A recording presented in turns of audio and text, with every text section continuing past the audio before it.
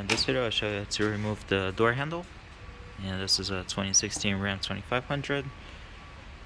So once you get this panel out, or just get to it, you're gonna see a T25 Torx screw.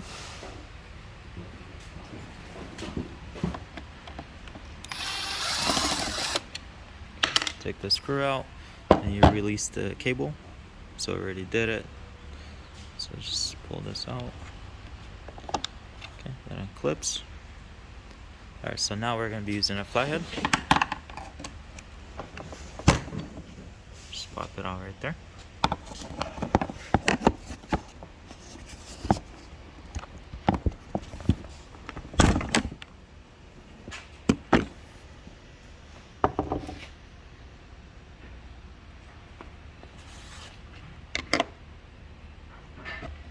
So you put it like this underneath and just kind of pry it out towards the front, and it'll slide out so it sits on that right there. So this hook, you have to push it basically that way when you're picking it up. And did a few of these already. This little clipper here keeps breaking, but they do sit in place again, and I didn't have any issues after installing them again. So